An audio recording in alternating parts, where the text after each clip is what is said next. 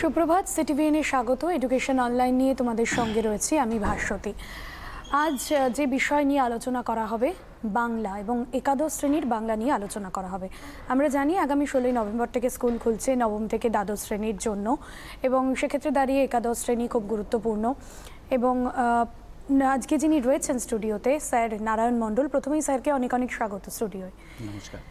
আজ যে বিষয় নিয়ে পড়ানো হবে বাংলা এবং বাংলা টেক্সট নিয়ে পড়ানো হবে। অবশ্যই যে বিষয়ে পড়ানো হচ্ছে, যে চ্যাপ্টার পড়ানো হচ্ছে, কোনো প্রশ্ন থাকলে, কোনো অসুবিধে থাকলে অবশ্যই স্ক্রিনে যাওয়া নম্বরে ফোন করে সরাসরি স্যারের সাথে কথা বলবে। স্যার, আজকে কি বিষয় তো বাংলা তো পড়ানো হচ্ছে, অবশ্যই কোন চ্যাপ্টারটা পড়ানো হচ্ছে যদি বলেন। শুরু করছি। আজকে শুভ জগদ্ধাত্রী পুজো, সবাই আমরা জানি। আমরা এর আগে শুভ বিজয়া এবং শুভ দীপাবলি পালন করেছি এবং সবাই আমরা আনন্দের মধ্যে দিন কাটিয়েছি। এর মধ্যে অনেকের অনেক বন্ধু বিয়োগ, মাতৃবিয়োগ অনেকের হয়েছে, তবু তার মধ্য দিয়ে আমাদের জীবন চলতে হবে। আমার এক বন্ধু বিয়োগ হয়েছে, খুব দুঃখের খবর আমার কাছে। তো অনেক দিন পর আমি আজকে আসলাম। আজকে একাদশ শ্রেণীর একটা বাংলার ক্লাস আমি আলোচনা করব।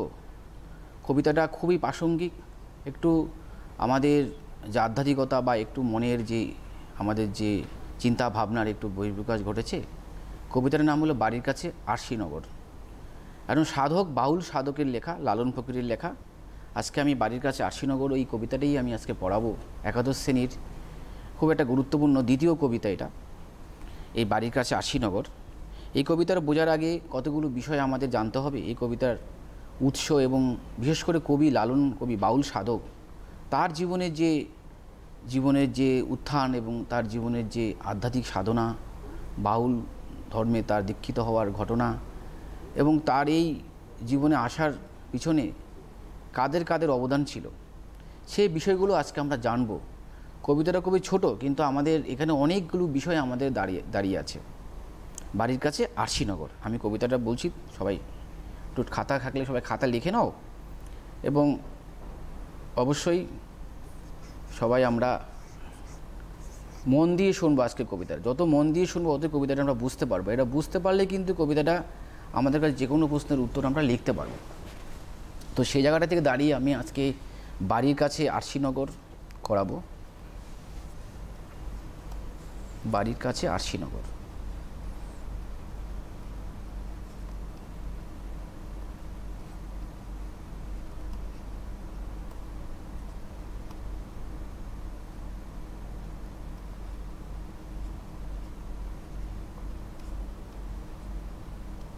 লালন ফকির।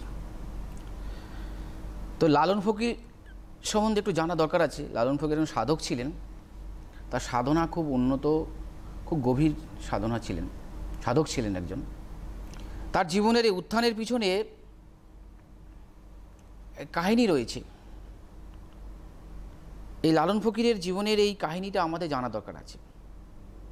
লালন ফকির ব্রাহ্মণ সন্তান ছিলেন। বাংলাদেশের কুষ্টিয়াতে তার জন্ম হয়েছিল, মতান্তরে ঘোড়ায়, কুষ্টিয়াতে 1774 খ্রিস্টাব্দে জন্ম হয়েছিল এবং 1890 সালে তার জীবন অবসান হয়। এই দীর্ঘ জীবনের তার যে সাধনার পথ কীভাবে গড়ে উঠল এবং তার পুণ্য অর্জনের জন্য আমরা জানি, অনেকেই অবগত আছি, বাংলাদেশ থেকে, তখন বাংলাদেশ ছিল না, পূর্ববঙ্গ, সেখান থেকে বন্ধুবান্ধব মিলে পুণ্য অর্জনের জন্য নদিয়াতে এসেছিলেন, নবদ্বীপ। সে নবদ্বীপে এসেছিলেন এবং এসে তার যে অসুস্থ এবং তার যে তখনকার বাংলাদেশে তখনকার সব জায়গায় একটা মহামারীর একটা প্রকোপ ছিল, বিশেষ করে বসন্ত রোগ। এই বসন্ত রোগে আক্রান্ত হওয়ার ফলে তার বন্ধুরা সবাই তাকে ছেড়ে চলে যায় এবং তার হয়তো মৃত্যু হয়ে গেছে, সেজন্য মুখে আগুন দিয়ে সামান্যতম একটু দিয়ে গঙ্গা ভাসিয়ে দিয়ে চলে যায়। এবং সে গঙ্গা দিয়ে যখন নাকি একটা মানুষের দেহ চলে যাচ্ছে, সে সময় একজন মুসলিম রমণী সেই দেহটাকে তুলে নিয়ে তাকে সেবা শুশ্রূষা করে যত্ন সহকারে তাকে ভালো করে তোলে এবং ভালো হয়ে যাওয়ার পর তিনি আবার গ্রামে ফিরে যান। কিন্তু গ্রামে ফিরে যাওয়ার পর গ্রামে যে রক্ষণশীল যারা ধর্মপ্রধান ছিলেন, যারা ধর্মযাজক তক্ষশিল ছিলেন, তারা কিন্তু তাকে গ্রহণ করেনি। এই গ্রহণ না করার ফলে বাধ্য হয়ে তাকে ওই গ্রাম থেকে চলে যেতে হলো। বিভাগী হয়ে তিনি এপার ওপার করে ঘুরতে লাগলেন, বিভিন্ন জায়গায় ঘুরতে লাগলেন। তার মনের একটা পরিবর্তন আসতে লাগলো এবং সেই মুহূর্তেই তার জীবনের একজন সাধকের সঙ্গে তার দেখা হয়, সাইপন্থী বাউল সাধক। এই বাউল মন্ত্রে তিনি দীক্ষিত হলেন। বাউল মন্ত্রে দীক্ষিত হয়ে তিনি তার সাধনার উচ্চ মার্গে নিয়ে গেলেন এবং সে তার জীবনের এই উত্থানের মধ্য দিয়ে তিনি এক সাধনার পথে, বাউলদের যে সাধনা, যে মনের মানুষের সাধনা, সে সাধনা করতে গেলেন। এবং সাধনার পথে তার জীবনে যারা যারা এসেছিলেন, ঠাকুর পরিবারের ভূমিকা অনস্বীকার্য। মহর্ষি দেবেন্দ্রনাথ ঠাকুর তার জীবনে যে, তো অলরেডি তোমাদের এই কবিতাগুলো দেখে নাও একটুখানি। মহর্ষি দেবেন্দ্রনাথ ঠাকুর তার জীবনে অনবদ্য ভূমিকা পালন করেছিল। আধ্যাত্মিক আলোচনা এবং লালন ফকিরের সঙ্গে আলোচনা করে তার যে মনোতৃপ্তি লাভ করতেন, আত্মসন্তুষ্টি হতেন। এবং তার সন্তান ঠাকুর পরিবারের যতীন্দ্রনাথ ঠাকুর তার একটি ছবি এঁকেছিলেন, যে ছবিটি জনসমক্ষে তার পরিচিত হলো। লালন ফকির বলে একজন আছেন, তিনি বাউল সাধক, বাউল গান গান। তার একটাই লক্ষ্য, মানুষের কথা, মানুষ সবচেয়ে বড়, সবার উপরে মানুষ সত্য। সে মানুষের সন্ধান, মানুষের যে মানবিক মানুষের সন্ধান, মানুষের মনের মানুষের সন্ধান, যেটা বাউলদের প্রথম থেকে একই সাধনা। প্রত্যেকের সাধনার একটি পথ রয়েছে। সেই বাউলদের পথে হলো, বাউলদের যে লক্ষ্য হলো মনের মানুষের সাধনা করা।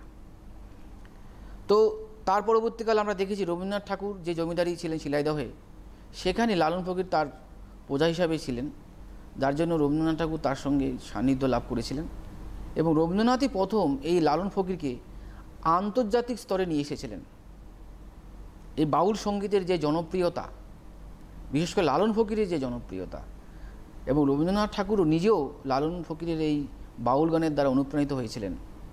তার জীবনেও এই বাউল সঙ্গীতের ভূমিকা ছিল। এবং আমরা তারপরে দেখতে পাই তার যে এই বাউলের যে সঙ্গীত, বাউলের যে সাধনা, গান, লালন ফকির নিজে কোনো গান লিখে যাননি, তার যে শিষ্যরা ছিল, শিষ্যরা তার এই গানগুলো লিখে গেছিলেন। এবং তার মধ্যে অন্যতম একজন শিষ্যের নাম হলো ভোলাই। সে ভোলাই কী করেছে, তার 252 খ যে নাম্বার যে পত্রা, সেই পত্রানের বাড়ির কাছে আরশিনগর। এই যে আমরা আমাদের যে জীবনের যে লক্ষ্য, আমরা যে পরম পুরুষ ঈশ্বরের থেকে আমরা সৃষ্টি হয়েছি, এই মাটির পৃথিবীতে আমাদের ঈশ্বরের দ্বারা আমরা আসার সুযোগ পেয়েছি। অনেক জন্মে তপস্যার ফলে মানুষ হিসেবে জন্মগ্রহণ করা যায়। সে মানুষ রূপে জন্মগ্রহণ করার ফলে যে মাটির পৃথিবী আমরা আশা করলাম, এই পৃথিবীতে আসার পরে আমাদের মধ্যে নানা রকমের গুণ বিকশিত হতে লাগলো। আমরা ভুলে গেলাম আমাদের মধ্যে আমাদের যে ষড়রিপুর কথা আমরা বলি, যে প্রত্যেকটা মানুষের যে রিপু, ষড়রিপুর দ্বারা আচ্ছন্ন হয়ে পড়েছি। কাম, ক্রোধ, লোভ, মোহ, মদ, মাৎসর্য, আমাদের অজান্তে এগুলো ঢুকে যাচ্ছে।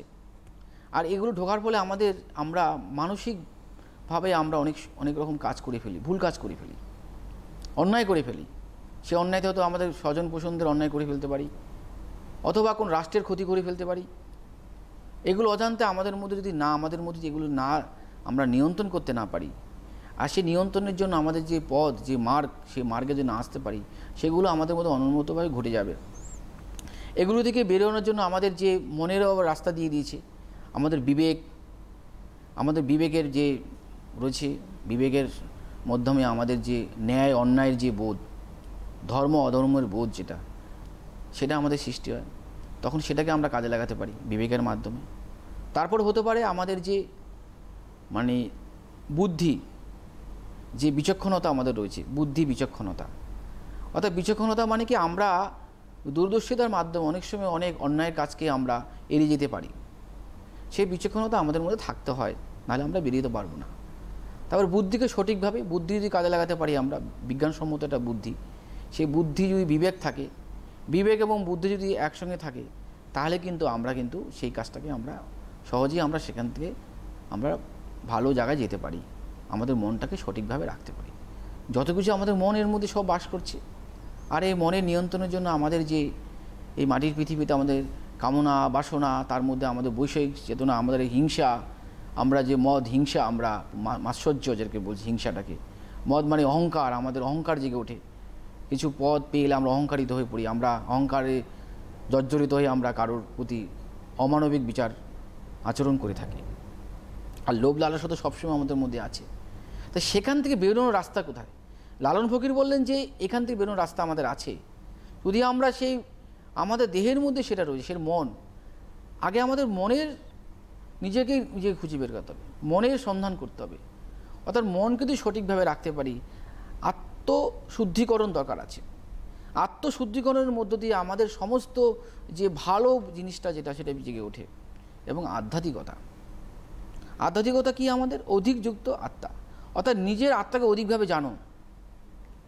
আমি কে? আমি একটা আত্মার স্বরূপ। আর সে আত্মা কোথায় যাবে? পরমাত্মার দিকে আমরা অগ্রসর হচ্ছি। তাহলে পরমাত্মার লক্ষ্য আমাদের মুখ্য লাভ, কঠিন কাজ।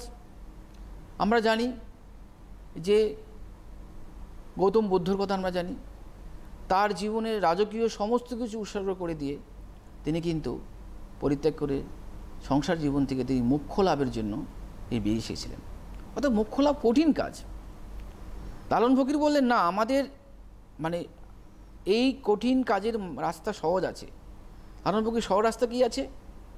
আমরা যদি ওই মানে মোক্ষ লাভ মানে আমরা যদি ভাবি আচার অনুষ্ঠান পূজা এগুলো নয়, আমরা নিজের মধ্যে নিজেকে অনুসন্ধান করি, আত্ম অনুসন্ধান এবং বোধ, সে বোধ শক্তির মাধ্যমে, অর্থাৎ আমাদের যে অনুভূতির স্তরটাকে আমরা বাড়িয়ে নিতে পারি, সে অনুভূতির মাধ্যমে কিন্তু আমরা সেই মনের মানুষের সন্ধান করতে পারি।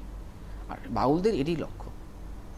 আমরা কাপালিকদের দেখেছি, কাপালিকদের তার সাধনার একটা মার্গ আছে, এবং সন্ন্যাসীরা কেন বেরিয়ে যাচ্ছে?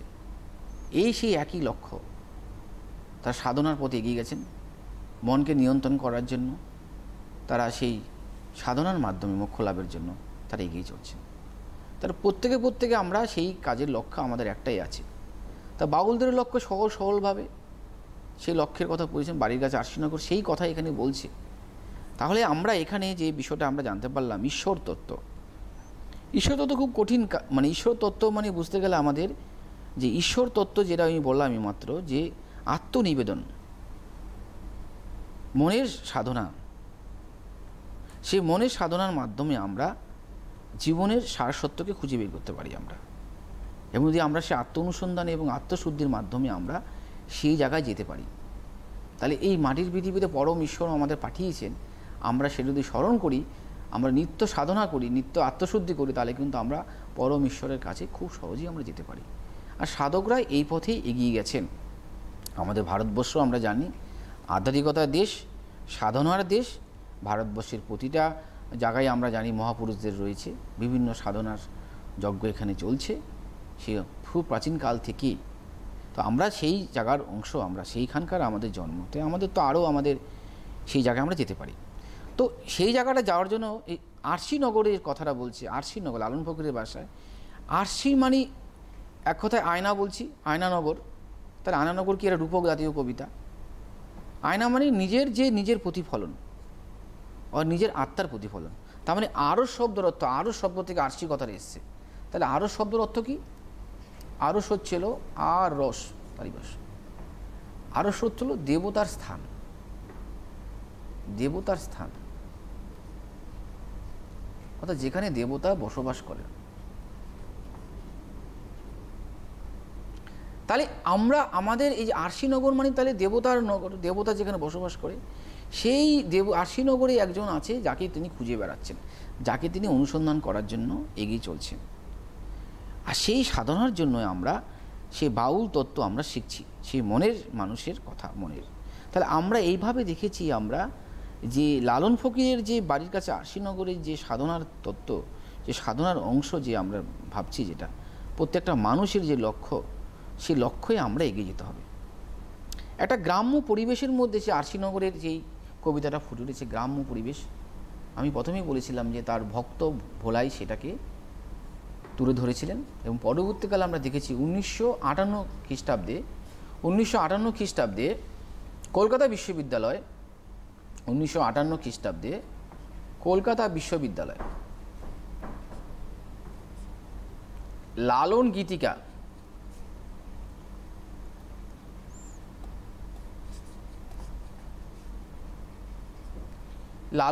বলে একটা গ্রন্থ বের করেন। এই লালন গীতিকার মধ্য দিয়ে মূল গ্রন্থ লালন গীতিকার মধ্য দিয়ে একটি গান বাড়ির কাছে আরশিনগর, এবং এই বাড়ির কাছে আমি আরশিনগরের যে বিষয়টা আমি পড়ার আগে আমি এতগুলো বিষয় বললাম, কারো দিকে প্রশ্ন থেকে প্রশ্ন করতে পারি, এবং আমরা মূল গ্রন্থের নাম লালন গীতিকা আমরা বলতে পারি। কলকাতা বিশ্ববিদ্যালয় 1958 সালে প্রকাশিত হয়েছে। এবার আমরা মূল বিষয় যেতে যেতে আমরা আরও আলোচনা করতে পারি। এখানে আমাদের যে বিষয়টা আছে,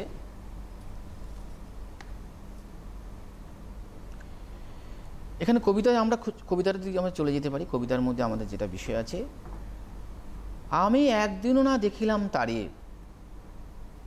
আমার বাড়ির কাছে আরশিনগর, ও এক পড়শি বসত করে। আমি একদিনও না দেখিলাম তারে, একদিনও তাকে দেখার সুযোগ আমার ঘটেনি। আমি জানি সেখানে আমার খুব বাড়ির কাছে, খুব সামনেই রয়েছে আরশিনগর, যে আরশিনগরের মধ্য দিয়ে আমরা যে রূপকের মাধ্যমে, যেখানে আমরা বারবার বলছি, যেখানে আমি মনোজগতের সন্ধান করছি, সেই পড়শি বসত করে। আমি তাকে একদিন দেখতে পেলাম না। কাকে দেখতে পেলাম না? পড়শিকে দেখতে পেলাম না। সেই পড়শি কোথায় বাস করে? আরশিনগরে বাস করে। সে পড়শি আরশিনগরে বাস করে, তাকে আমি একদিনও দেখতে পেলাম না, অথচ সে আমার বাড়ির কাছেই রয়েছে। তার মানে আমার দেহের মধ্যেই সে পড়শির অবস্থান। আমি যদি তার ব্যাখ্যা করি, আমার দেহত্ববাদের এই কবিতার মধ্যে দেহের মধ্যেই সেই দেবতার স্থান। স্বামীজি বলছেন না, বহুরূপে সম্মুখে কোথায় সারি করেছে ঈশ্বর, জীব প্রেম করে সেইজন শিব সে ঈশ্বর। অর্থাৎ শিব জেনে জীব সেবা, অর্থাৎ জীবের মধ্যে শিবের অবস্থান রয়েছে। কোথায় তুমি খুঁজছো? কোথায় খুঁজলাম? তোমার মধ্যে, মানুষের মধ্যে সেই শিবের অবস্থান রয়েছে। তাহলে সেই আরশিনগর আমাদের রয়েছে, ওই এক পড়শি বসত, তাকে আমি দেখতে পেলাম না। তারপরে কবি বলছেন, গায়ক বলছেন, সাধক বলছেন, গ্রাম বেরিয়ে অগাধ পানি, ও তার নাই কিনারা নাই তরণী। একটা নৌকার একটা গ্রাম্য পরিবেশের কথা বলছেন, যে সেখানে গ্রামে বেরিয়ে চারদিকে গ্রামে রয়েছে, সে গ্রামের অগাধ পানি, অফুরন্ত পানি। পানি কথাটা আমরা বাংলাদেশের মুসলমানরা পানি বলে, জলকে পানি বলে, তাই সেই কথাটা এখানে একটা ব্যবহার করা হয়েছে, পানি। তাহলে এখানে আমরা অগাধ পানি বলতে কি বলেছে? অগাধ পানি মানে জল বলছি, চারিদিকে বেষ্টন করে আছে। এই পানি, তার রূপগর্থে আমরা বলতে পারি এখানে রয়েছে যে সংসারের যে আমরা যে মায়া, সংসারের যে আমাদের যে আবদ্ধ যে কণ্টকতা, সংসার জীবনের যে আমাদের সাধনার পথকে আমাদের আটকিয়ে দেয়, সে মায়ার দ্বারা আমরা তাড়িত হচ্ছি। সংসারের ভালোবাসার মধ্য দিয়ে আমাদের সেই অগাধ সমুদ্র, সেখান থেকে আমরা অগাধ জল, সেখান থেকে আমরা বেরোতে পারি না। স্যার, আমরা ক্লাসে ফিরবো, তবে একটা ফোন রয়েছে। কে বলছো? ফোনে কোথা থেকে বলছো? হ্যালো,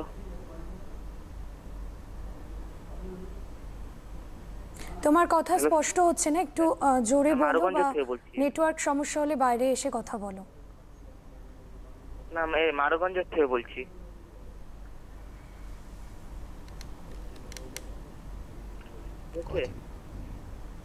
আমার পুরো শোনা যাচ্ছে না একেবারেই। ধন্যবাদ আপাতত ফোন করার জন্য। স্যার, ক্লাসে তাহলে আমরা এই যে আমার যে পড়শি বসত করতো সেটা বলা হয়ে গেল, এবং সংসারে যে যেটা বলছেন অগাধ জলে আমরা নিমজ্জিত হয়ে আছি, সেখান থেকে বেরোনোর রাস্তা কি নেই? বলছেন নেই। ও তার নাই কিনারা নাই তরণী পারে, আমাকে কে নিয়ে যাবে? সে মাধ্যমটা কি? সেখানে তরণী তো নেই। সে জলরাশির জলের যে গণ্ডিবদ্ধ অবস্থায় রয়েছে, সেই জলের যে বের আমি তো বেরোতে পারছি না। তাহলে আমি কীভাবে যাব? আমি কিভাবে যাব? আমার রাস্তা তো রুদ্ধ হয়ে আছে।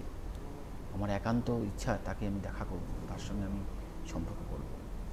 তাহলে এখানে বোঝা যাচ্ছে আমাদের যে এখানে আরেকটা তথ্য, যেটা রূপক যেটাকে বলছি, কবি একদিকে বলছেন যাওয়ার রাস্তা রয়েছে, সাধক লালন ফকির বলছেন যে একদিকে সাধনার মাধ্যমে আমরা যেতে পারি, অর্থাৎ আধ্যাত্ম সাধনার মাধ্যমে আমরা সেখানে যেতে পারি। সে মোক্ষ লাভ কঠিন কাজ, অত সহজ কাজ নয়, তবু আমরা যদি চেষ্টা করি আমরা যেতে পারি। তাই কবি বলছেন আমি বাঞ্ছা করি দেখব তারি, আমি বাঞ্ছা করি দেখব তারি, আমি কেমনি সে গায়ে যাই রে। বাঞ্ছা মানে কি? বাঞ্ছা মানে বাসনা। বাঞ্ছা মানে হলো বাসনা।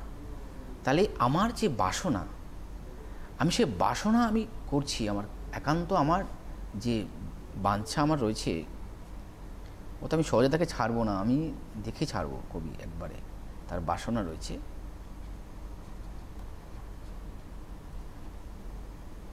এই বাসনা রয়েছে, দেখবো তারে কেমন করে, আমি কেমনই সে গায়ে যাইনি। বলছেন আমি, কবি বলছেন তার যাওয়ার রাস্তাটা সে এখন পাচ্ছেন না খুঁজে।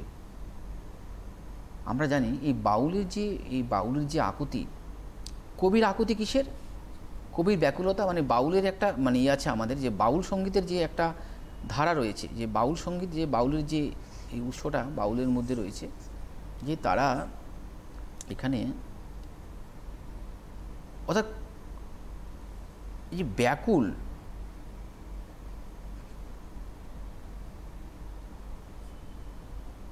ব্যাকুল কিসের ব্যাকুল? কিসের সন্ধানের জন্য ব্যাকুলতা? মনের মানুষের সন্ধানের জন্য ব্যাকুলতা, বাউলদের ভাষায়। তাহলে ব্যাকুল থেকে বাতুল কথাটা এসছে, আর বাতুল থেকে বাউল কথাটা এসছে। তাহলে এই যে বাউল সাধকের যে কথা সাধক বলছেন, তার যে পথের সন্ধানের জন্য বলছেন, এই মাটির পৃথিবীর কথা বলছেন, তিনি বলছেন আমি কেমনই সে গা যাই রে, আমার সে ব্যাকুল আরতি, বাউলের সে আর্তনাদ, তার গানের মাধ্যমে সে আরতি প্রকাশিত হচ্ছে। এবং আমি যাব কি করে? বলবো সে পড়শির কথা, সে পড়শির কথা আমি কি করে বলবো? সে পড়শি পরম প্রেমময় ঈশ্বর। সে পড়শি আর কে? পড়শি আমরা প্রতিবেশী বলছি। এখানে কার কথা বলছেন? যে আরশিনগরে কে? পরম প্রেমময় ঈশ্বরের কথা। তাই পরম প্রেমময় ঈশ্বরের সন্ধানে আমি কিভাবে যাব? তার পড়শির কথা বলবো কি? পড়শির কথা, পড়শির কথা বলতে গিয়ে তিনি কি আবার বলছেন? বলছেন ও তার হস্ত পদ স্কন্দ মাথা নাই রে। দেখো হস্তটা আগে বলছে, হস্ত নেই, পাও নেই, স্কন্দ মানে কাঁধ বলছে, মাথা তো মাথা আমরা জানি নাই, কিছুই নেই। তাহলে এইখানে সাধক কিভাবে বলছেন যে যাকে দেখবে তার তো আবার কিছুই দেখতে পাচ্ছে না। তাহলে এখানে না দেখতে পেলে তাকে তাহলে কি করে তাকে দর্শন করবে? তাহলে তার রূপটা কি আছে? সেই রূপ নিয়ে আমাদের প্রশ্ন জাগে। এখানে যে রূপের কথা বলছে, এখানে যে রূপের কথা সেটা আমাদের ভাবার বিষয় আছে। সেটা সেই রূপের কথা মানে কি? নিরাকার, অর্থাৎ নিরাকার সাধনা। আমরা সাধনার পথে আকার নিরাকার আমরা বলি। কেউ আমরা সাধনা জগতে আমরা কেউ অদ্বৈতবাদের সাধনা করছি, কেউ মানে তার মূর্তি পুজো বা তার সামনে তার সাধনার বস্তু রেখে সাধনা করছি তার মোক্ষ লাভের জন্য। আবার কেউ বা নিরাকারেরও সাধনা। এই বৈচিত্র্যময় এই তার মানে এই নিরাকার সাধনার মাধ্যমটা কী হবে? আমার মনের মধ্যে আমার যে বোধ, সেই বোধের মাধ্যমে আমি সেই ঈশ্বরেরকে সাক্ষাৎ করব। আমি তাহলে সে বোধ মাধ্যমে তাহলে এখানে নিরাকার হলে তাহলে আমি সেই বোধের জগতের মধ্যে আমি তাকে অনুসন্ধান করব, সেই বোধের জগতের মধ্যে তাকে অনুসন্ধান করে আমি তা পাবো। তাহলে এখানে বলছে যে ও সে ক্ষণেক থাকে শূন্যের উপর, আবার ক্ষণেক ভাসে নীরে। তাহলে এখানে আবার বলছেন, আবার তার অবস্থানও বলে দিচ্ছেন। এই নীর মানে কি? নীর হলো বাংলাদেশের যে হিন্দুরা, নীর মানে জল, তার যে নীর মানে জল, জল বলে বাংলাদেশের হিন্দুরা, জল বলে ওরা, এরা বাংলাদেশের হিন্দুদের কথা, সেখানে একটা শব্দ তিনি প্রয়োগ করেছেন। তাহলে ও ক্ষণেক থাকে শূন্যের উপর, তারপরে শূন্যের উপর তখন বোমের মধ্যে তার কোনো অস্তিত্ব পাওয়া যায় না, কোথায় শূন্যের মধ্যে রয়েছে। আবার বলছেন ক্ষণেক থাকেন তিনি আবার নীরের মধ্যে, জলের মধ্যে ভাসেন, তো ভাসমান অবস্থা তাকে দেখতে পাওয়া যায়। তাহলে স্যার আমরা একটা ফোন রিসিভ করে নেব। টেলিফোনে কে রয়েছে, কোথা থেকে বলছো? আমি মারগঞ্জ থেকে সায়ন দে, কোচবিহার। আচ্ছা, তোমার প্রশ্নটা বলো। যে বলছে তবু লক্ষ যোজন থাকবে,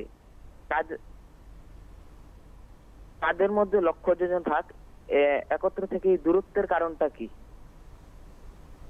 স্যার আপনি বুঝতে পারলেন? আবার আরেকবার একটু রিপিট করো কোশ্চেনটা।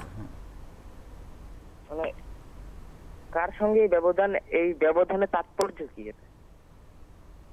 ব্যবধানের তাৎপর্য কি? ব্যবধানটা আমি এই পরে আসছে, ব্যবধান লক্ষ যোজন ফাঁকে, ফাঁক মানে ব্যবধান আমি বলছি।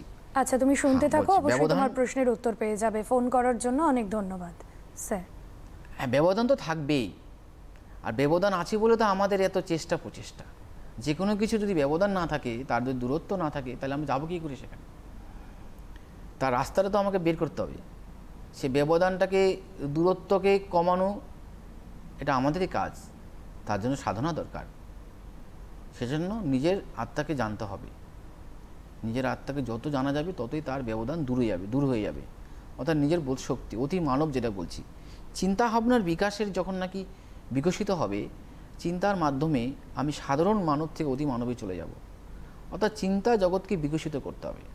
যত বিকশিত হবে ততই আমার মধ্যে সে অনুভূতি আসবে। আর অনুভূতি আসলে আমি তখন বুঝতে পারবো যে আমি কতটা এগিয়ে গেছি। আর সাধকের এটাই তার কাজ, যত পরিমাণে অনুভূতিকে বাড়াতে হবে, অনুভূতির স্তরকে আরও উঁচুতে নিয়ে আসতে হবে, তাহলে ব্যবধান কমে যাবে। আর ব্যবধান থাকবেই। এই যে যদি না থাকে, তাহলে শিষ্য তার ভক্ত তাহলে তার সাধনার পথে কেন আগাবে? যে যত তাড়াতাড়ি এগিয়ে যাবে সে অতটা এগিয়ে যাবে। আমাদের লক্ষ্য হলে এই জন্মে না হলে পরের জন্ম, মানে আমাদের জন্মান্তবাদ আমরা বিশ্বাস করি। তো জন্মান্তবাদের মাধ্যমে আমরা এগিয়ে যাই। এই জন্মের এতটুকু কাজ করলাম, পরের জন্মে এতটুকু কাজ করলাম, এই করতে করতে করতে করতে আমাদের একসময় আমাদের একেবারে মোক্ষ লাভ, আমাদের আর পুনর্জন্ম আর হবে না। ঠিক আছে? তো এখানে নিরাকারের অর্থে বোঝানোর জন্য আমি বলেছিলাম যে নিরাকার অর্থে সেটাকে প্রকাশ করা হয়েছে। তার মানে এটাও কিন্তু একটা বিষয় যে যেই সাধনায় করো না কেন, সাধনার রাস্তা কিন্তু আলাদা হতে পারে, লক্ষ্য আমাদের এক আছে, সে মোক্ষ লাভ। সে মোক্ষ লাভের জন্য আমাদের এগিয়ে যেতে হবে, আমাদের সাধনার এই জায়গায় আমাদের এগিয়ে যেতে হবে। আমার জমযাতনা যেত দূরে, পড়শে যদি আমায় ছুতো, আমার জমযাতনা যেত দূরে। কবি এখানেই তো বলছেন জমযাতনা, জমযাতনা আমাদের কথা বলছে, জমযাতনা মানে মৃত্যু ভয়, মৃত্যু যন্ত্রণা। মৃত্যু যন্ত্রণা আমাদের কাছে একটা অভিশাপের মতন, একটা বিভীষিকার মতন।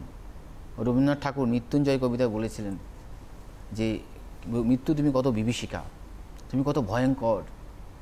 তারপরে রবীন্দ্রনাথ ঠাকুর আবার বলছেন আমি মৃত্যুর চেয়ে বড়, এই শেষ কথা বলে আমি যাব। অর্থাৎ মৃত্যুকে আমাদের জয়লাভ করতে হবে। আমাদের মৃত্যুকে জয়লাভ করলে আমরা কিন্তু আমাদের মুক্তি নেই।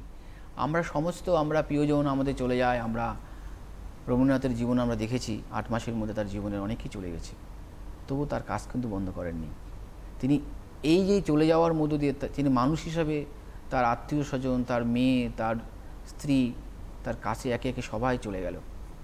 তখন তার কাছে অবশ্যই ভয়ঙ্কর মনে হয়েছিল, যন্ত্রণার মনে হয়েছিল। যখন তিনি উপলব্ধি করলেন যে আমি মৃত্যুর চেয়ে বড়, এই শেষ কথা বলে আমি যাব, অর্থাৎ সেই মৃত্যুঞ্জয় হয়ে গেল। তো এখানে সাধক বাউলও বলছেন যে আমাকে জমযাতনা দূর হয়ে যেতে হবে আমাকে, অর্থাৎ মৃত্যু যন্ত্রণা আমাকে, এই যে মৃত্যু যন্ত্রণার জন্য আমি পৃথিবীতে এসেছি, এত কষ্ট করছি, কেন করছি আমি এত কষ্ট, এত যন্ত্রণা? কারণ আমাকে মৃত্যু যন্ত্রণা, যতই সাধনার যে মৃত্যু যন্ত্রণা, সেই যন্ত্রণা থেকে আমাকে ওভারকাম করতে হবে, আমার জয় লাভ করতে হবে। তাহলে আমার এই অনুভূতি, মৃত্যু যন্ত্রণা, কষ্ট, সমস্ত কিছু আমার দূর হয়ে যাবে। তখন আমার কাছে সব কিছুই মনে হবে যে আমার এগুলো কোনো কিছুই না, কোনো ভয়ঙ্কর নেই। আমার পৃথিবীতে আমি যেভাবে এসেছি আমি সেইভাবেই আমি চলে যাব। তাই আমার এত হারিয়ে যাওয়া, এত হিংসা, এত লোভ, এত লালসা, ষড়রিপুদার আচ্ছন্ন হয়ে পড়ছি, নিয়ন্ত্রণ করতে পারছি না মনকে। আমি কেন পাচ্ছি না? তাহলে আমার ওই ভয়, পার্থিব জগতে যে পার্থিব জগতের লোভ লালসা, সেগুলো আমাকে আষ্টে বৃষ্টি ধরেছে। আমি সেগুলো থেকে বেরোতে পারছি না। আর যতই আমি এগুলো থেকে বেরোতে পারছি, ততই আমার মধ্যে এগুলোকে বারবার আমাদের কাছে, বারে বারে আমাদের কাছে এগুলোকে আশা করছি। আমাদের অজান্ত মনে, আমরা মনের জন্য কতক্ষণ আমরা মনের সঙ্গে কথা বলতে পারি না। আমরা মনকে জানার জন্য কি করি? আমরা সময় দিয়ে দিই না। যেগুলো কি আমাদের অজান্তে কিন্তু আমাদের এই মৃত্যু ভয় আমাদের কাজ করে, এবং আমরা এই মায়া মোহর মধ্যে আবদ্ধ হয়ে পড়ি। তাই কবি বলছেন, সাধক বলছেন যে আমার যম যাতনা যেত জুড়ে, আমার এই যম যাতনা, আমার জীবনের যে কষ্ট, আমি এত কষ্ট পাচ্ছি, আমি বলছি, অনুভব করছি, আমার এত বাধা, এত কিছু, আমি যেন কিছুই পাচ্ছি না। এই না পাওয়ার যন্ত্রণা তার বারে বারে তাকে ঘুরে ঘুরে খাচ্ছে। তাহলে কবি এখানে বলছেন, আবার সে আর লালন একখানে রয়। বলছে সে আর লালন একখানে রয়। কবি আবার বলছেন যে আমরা তো একখানেই থাকি, যে পরম ঈশ্বরময় যে আমাদের যিনি দিয়েছেন, আমার যে মনের মানুষ, সেটা তো আমার দেহের মধ্যে অবস্থান করছে। তাহলে আমি তো একসাথেই আছি, তাহলে সমস্যা কোথায়? হ্যাঁ, সমস্যা আছে। কবি বলছেন আবার, তবু লক্ষ যোজন ফাঁক রে, তবু লক্ষ যোজন ফাঁক রে। এই ফাঁক যেটা বললো ব্যবধান, আমরা যোজন অর্থে আমরা যেটা বলছি, যোজন মানে হচ্ছিল 8 মাইলের একটু বেশি, কিছুটা বেশি। তাই লক্ষ যোজন মানে কি? লক্ষ লক্ষ মাইল দূরে আমাদের তিনি অবস্থান করছেন। তাই লালন নিজে বলছেন সে আমার সাথেই আছে, আমি তার সাথে একসাথে রয়েছি। আবার বলছেন যে লক্ষ যোজন ফাঁক। এই লক্ষ যোজন ফাঁক, যে লালন ফকির যে সাধনার কথা বলছেন, যিনি বলেছেন যেখানে সব লোকে লালন কি জাত, খাঁচার ভিতর অচিন পাখি, যে পাখির সন্ধান করছেন, খাঁচার মধ্যে কার অবস্থান, এই দেহ নামক খাঁচার মধ্যে কে অবস্থান করছে? যে আত্মা, আত্মা অবিনশ্বর। সে আত্মা থেকে আমরা সেই পরমাত্মার দিকে আমাদের অগ্রসর। আর যখন সে তার আহ্বান শুনবে, যে শুনেছে তার আহ্বান গীত, সে কি তার বসে থাকতে পারে? সে তো তার সমস্ত কিছু ছেড়ে দিয়ে, আমরা দেখেছি বাড়িঘর ছেড়ে দিয়ে সব চলে যায় সন্ন্যাসীরা সাধনার জন্য, মঠ মন্দিরে। এখনও আমাদের ভোরে সেই মঠ মন্দিরে শঙ্খধ্বনি বাজে, এখনও সে সাধনার পরম মার্গে আমরা যাওয়ার জন্য, উত্তীর্ণ হওয়ার জন্য কত তপস্যা করে যাচ্ছে। তার জন্য এই তপভূমি ভারতবর্ষের এই সাধনা দিন রাত চলছে, এই সাধনা নিরন্তর চলছে। তাই লালনের ভাষায় বলছে যে, লালন যে ভাষায় বলছেন যে সেই লালনের কোনো কোনো জাত নেই, লালনের কোনো কিছু ভেদাভেদ নেই, জাতপাত নেই। লালন জাতপাতের ঊর্ধ্বে আছেন। লালন এই দীর্ঘ জীবনের তার যে এই সাধনার কথা, যে রূপকের মাধ্যমে তিনি বোঝানোর চেষ্টা করছেন যে লক্ষ যোজন ফাঁক, তবু সেই ফাঁককে আমরা, সেই ব্যবধানকে আমরা সাধনার মাধ্যমে, আমরা আমাদের যে অনুভূতির মাধ্যমে, আমাদের সেই অনুভূতির স্তরকে আমরা যদি সাধন তত্ত্বকে আমরা যদি এগিয়ে নিতে পারি, আমরা যদি আত্ম উপলব্ধি করতে পারি, তাহলে কিন্তু আমরা আমাদের চরম লক্ষ্যে আমরা পৌঁছাতে পারব। আমাদের এখানে এই যে পাঠ্যপুস্তকে যে আমাদের যে লালন ফকিরের যে কবিতাটা রয়েছে, যে গানটা রয়েছে, লালনের যে গানটা আমরা শুনি, আমরা মাঝে মাঝে গানের সঙ্গে কিন্তু পাঠ্যপুস্তকের লেখাটা পার্থক্য রয়েছে। অনেক সময় লালনের এই লেখাগুলো অনেক সাধক আছেন, তারা পরিবর্তন করে নিজেদের মতন করে তারা সেগুলো রচনা করে, সেগুলো সুর দিয়ে গান গায়। অর্থাৎ কি না দেখবো তারে কেমন, মানে এরকমভাবে বলছেন। তাহলে এইভাবে দেখা যাচ্ছে যে আমাদের যে মুখ্য লাভের কথা বললেন, শ্রেষ্ঠ বাউল গুরু লালন ফকিরের যে সাধনার কথা এখানে বলা হয়েছে।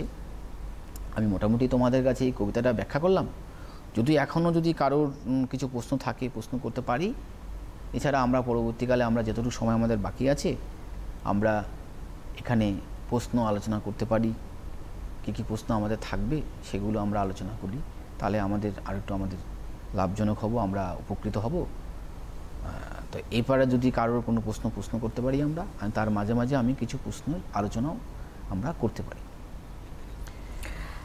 অবশ্যই আমরা আবার ক্লাসে ফিরবো, তবে এই মুহূর্তে একটা ফোন রয়েছে। কে বলছো টেলিফোনে, কোথা থেকে বলছো? Hello ma'am, good morning ma'am. Good morning sir. একেবারে সুপ্রভাত তোমাকেও। তোমার প্রশ্নটা বলো। হ্যাঁ, আমার কোশ্চেনটা হচ্ছে স্যার, আপনি এই কবিতার যদি মূল বিষয়বস্তুটা বুঝিয়ে দেন তাহলে ভালো হয়। আচ্ছা, কবিতার মূল বিষয়বস্তুটা যদি বুঝিয়ে দেন তাহলে ভালো হয়।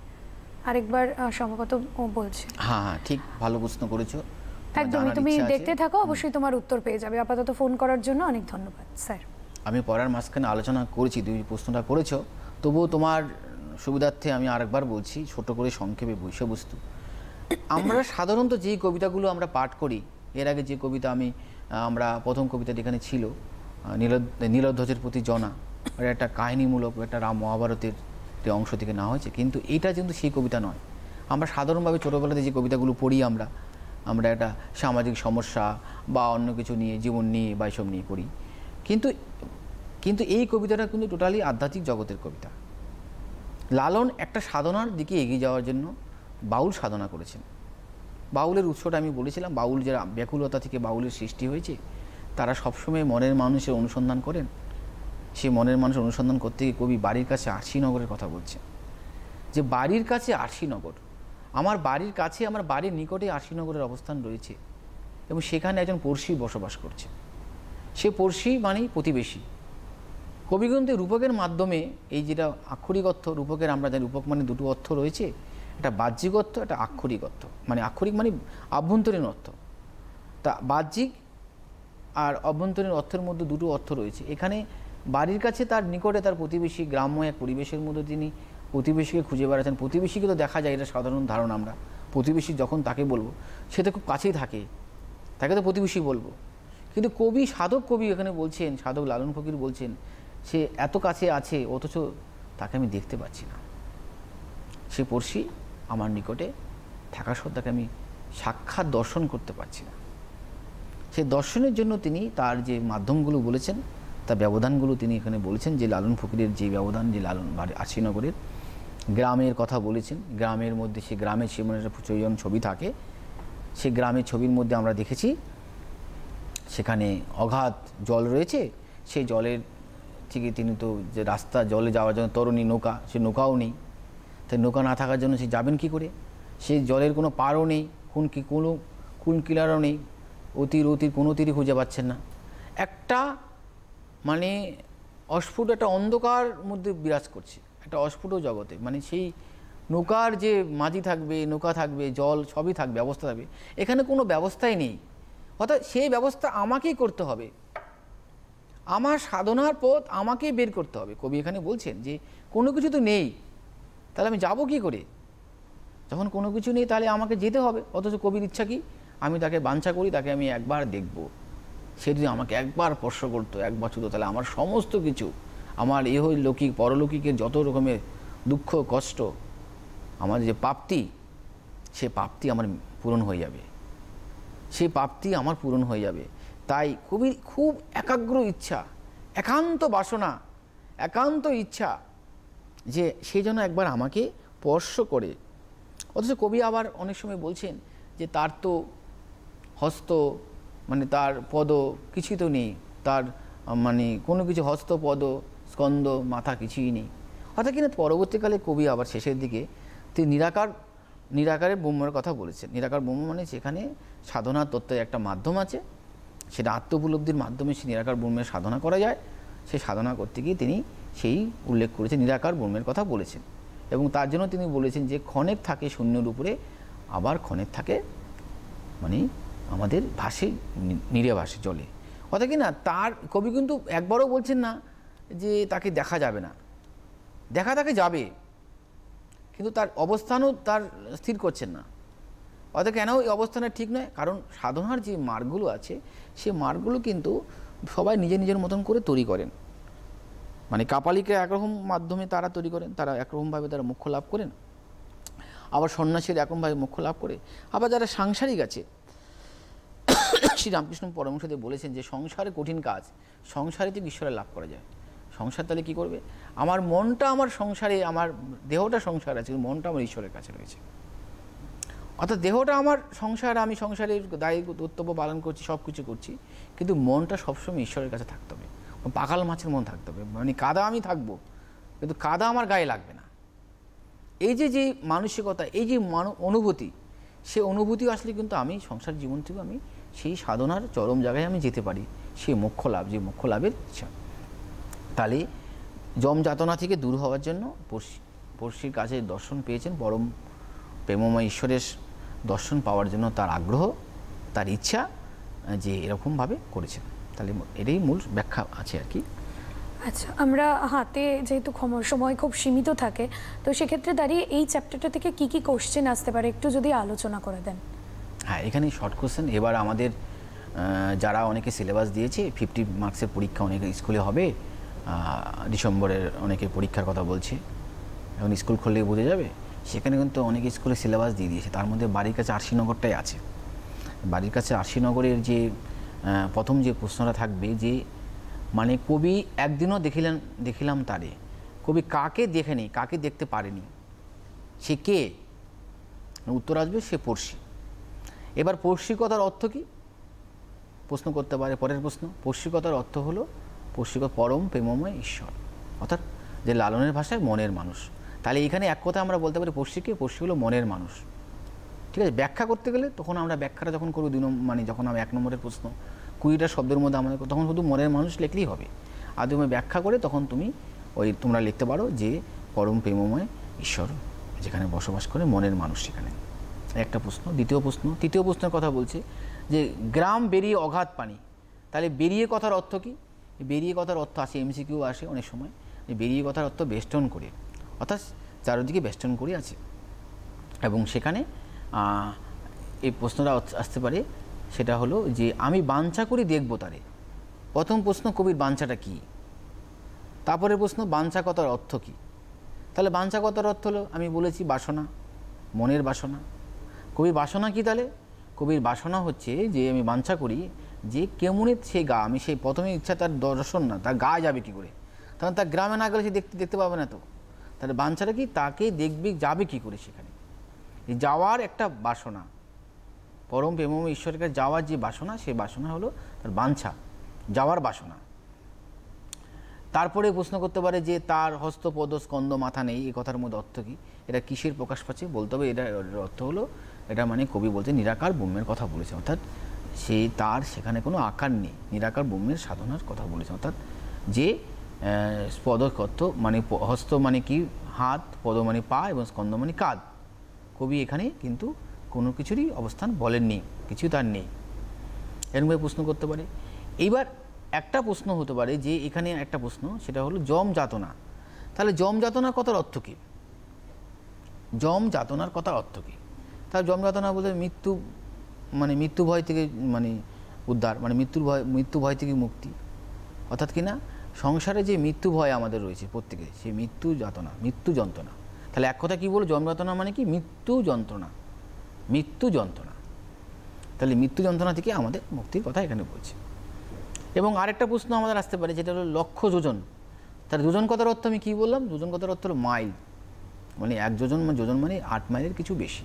তাহলে যোজন মানে আমাদের এখানে যোজন কেন বলা আছে কবি?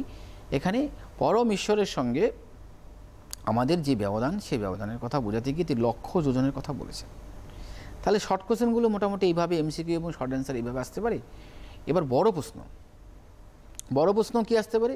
এই যে বাড়ির কাছে আরশিনগর, কবি কার অনুসন্ধান করছেন? কবি বাড়ির কাছে আরশিনগর কবিতারই নামকরণের সার্থকতা। যে কবি এই বাড়ির কাছে আরশিনগরের যে কবিতার মধ্য দিয়ে তিনি নামকরণের সার্থকতা কী আছে, এখানে কবি কার অনুসন্ধান করছেন এবং সে অনুসন্ধানের যে বাধাগুলো কী আছে, সে বাধাগুলো বলতে হবে, যে লক্ষ্যে যাওয়ার জন্য যে মাধ্যম, সে বাধাগুলো কি সেগুলো বলতে হবে। এইভাবে একটা প্রশ্ন আসতে পারে। এছাড়াও প্রশ্ন আসতে পারে ব্যাখ্যামূলক প্রশ্ন। ব্যাখ্যা কি, আমরা যে প্রশ্নের অনেক সময় ব্যাখ্যাটার ব্যাপারে অনেক সময় আমাদের করতে হয়, যে এখানে যেমন ধরা যাক প্রশ্নটা, যে এখানে বলবো কি পড়শির কথা, এই বলবো কি পড়শির কথা, পড়শি বলতে কবি যে টোটাল আরশিনগর কবিতায় তার যে এখানে পড়শির যে মূল, আমাদের এখানে মূল 3টা জিনিস রাখতে হবে। একটা হলো আমাদের একটা জায়গার নাম হলো, নিজে কবির বাড়ি রয়েছে, সেই বাড়ি থেকে তিনি আরশিনগরে যাবেন। আরশিনগর মানে দেবতার স্থান, এই কথাটা মাথায় রাখতে।